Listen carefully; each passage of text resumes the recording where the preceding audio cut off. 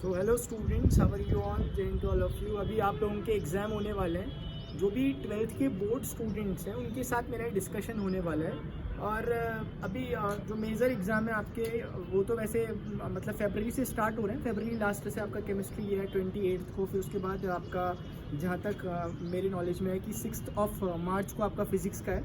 और उसके बाद फिर आगे 11-12 ऐसी तारीख को आपका मैथमेटिक्स का एग्जामिनेशन है। तो उसी की रिगार्डिंग मैं आपके साथ डिस्कशन अभी कर रहा हूँ कि ये जो लास्ट मोमेंट है ना, इसमें क्या होता है कि कोई स्टूडेंट ने बहुत अच्छा परफॉर्मेंस किया भी है पूरे टाइम भर, लेकिन वो यहाँ पर थोड़ा सा लैग कर जाता है। और कई बार कोई स्टूडेंट जिन्होंने बहुत अच्छी प्रिपरेशन नहीं भी करी है, लेकिन वो इस लास्ट टाइम का पूरा इस्तेमाल करते हैं, ढंग से इस्तेमाल करते हैं, एक जेन्युइन और एक डिसेंट स्कोर, उतना जितना कि आप चाहते हैं और उससे भी ज़्यादा आप ला सकते हैं अगर आप इस लास्ट टाइम में प्रिपरेशन अपनी अच्छे से करें और अकॉर्डिंगली करें और थोड़ा सा स्ट्रक्चर वाइज करें।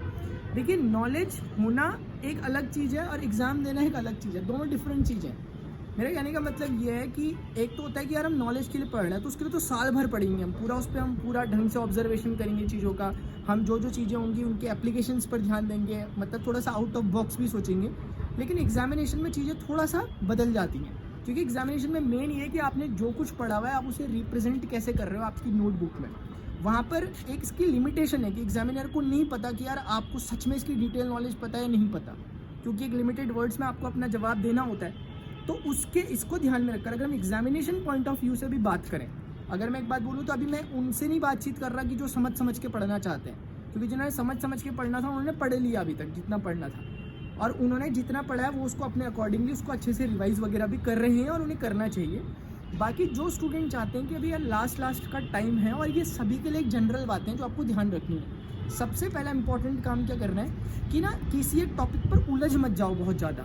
एक कोर नॉलेज, अगर कोई आपको लग रहा है कोई टॉपिक टफ है, मान लिया फिजिक्स पढ़ रहे हो, केमिस्ट्री, मैथमेटिक्स पढ़ रहे हो, तो चाहे वो टफ कितना भी हो, एक चैप्टर से ऐसा नहीं है कि पूरा पेपर एक ही चैप्टर से आता है। उस चैप्टर को थोड़ी देर के लिए स्किप कर दो, अपना एक स्ट्रक्चर टाइम टेबल बना दो जिसमें आप लिख लो कि यार ये चैप्टर इजी की कैटेगरी में, जैसे छोटे छोटे चैप्टर हैं या जो इजी टू अंडरस्टैंड है, आप उनको एक अलग नोटबुक में लिख लो। मतलब 3 सेक्शन बना लो कि एक मॉडरेट लेवल है, एक इजी लेवल है, एक थोड़ा सा सो कॉल्ड डिफिकल्ट है कि आपको लग रहा है कि यार इसमें थोड़ा सा टाइम कंज्यूमिंग है, ऐसा वैसा। तो इसीलिए आप जो सबसे इजी है पहले उनको एक जगह नोट डाउन कर लीजिए। उसी के बाद एक दूसरे सेक्शन में जो मॉडरेट है, जिसमें मतलब ऐसा भी नहीं है कि बहुत टफ है, ऐसे हैं कि थोड़े से कुछ उसमें फैक्ट्स हैं, याद करने वाली चीज़ें हो सकती हैं, या फिर कुछ ऐसी चीज़ें हैं फॉर्मूले ज़्यादा हैं, या कुछ ऐसा है जिसमें थोड़ा एफर्ट की ज़रूरत पड़ेगी और तब जाके चीज़ें हो जाएंगी। और एक तीसरा वाला होगा जो आपको, मतलब मैं आपसे बोलूँ कि केमिस्ट्री का हार्ड चैप्टर तो आपको एकदम से जो भी याद आ रहा है वही वाला, वो हार्ड वालों का एक अलग सेक्शन बना दो।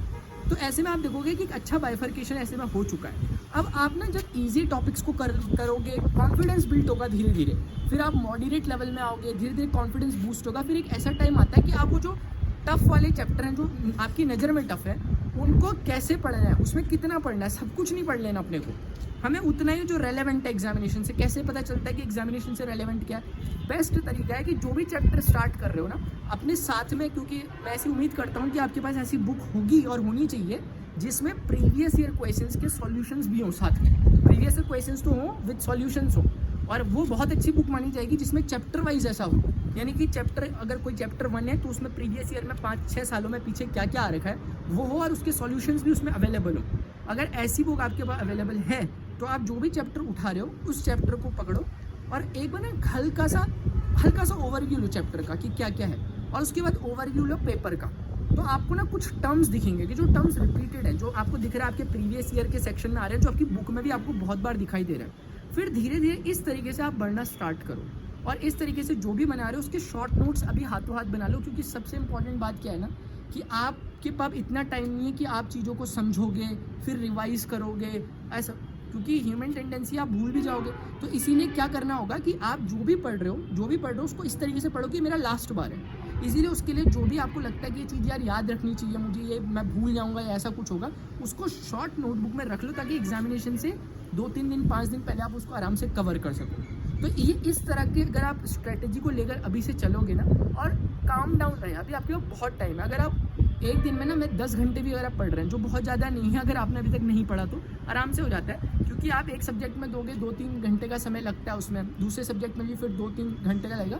तो मुश्किल से चलो 6 से 8 घंटे का एक रूटीन बना लो।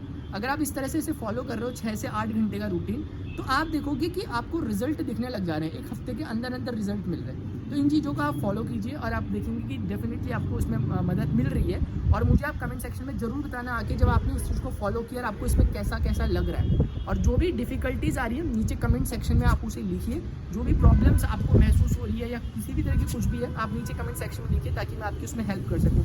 अभी के लिए स्टूडेंट्स इतना ही, मिलता हूँ आपको आपके नेक्स्ट सेशन में। और जो भी प्रॉब्लम हो रही हो नीचे आपको मैंने बताया कमेंट सेक्शन में एक तो प्रॉब्लम लिखनी है और दूसरा मैं कमेंट में लिंक भी पोस्ट कर दूंगा मैथमेटिक्स के रिगार्डिंग और फिजिक्स के रिगार्डिंग, ताकि आप इन दोनों से अपनी हेल्प कर सको। फिजिक्स और मैथमेटिक्स में मेरे लेक्चर्स हैं जिनसे आपको समझने में आसानी मिलेगी और थोड़ा एग्जामिनेशन को अपना जो लेवल है उसे बूस्टअप करने में मदद मिलेगी।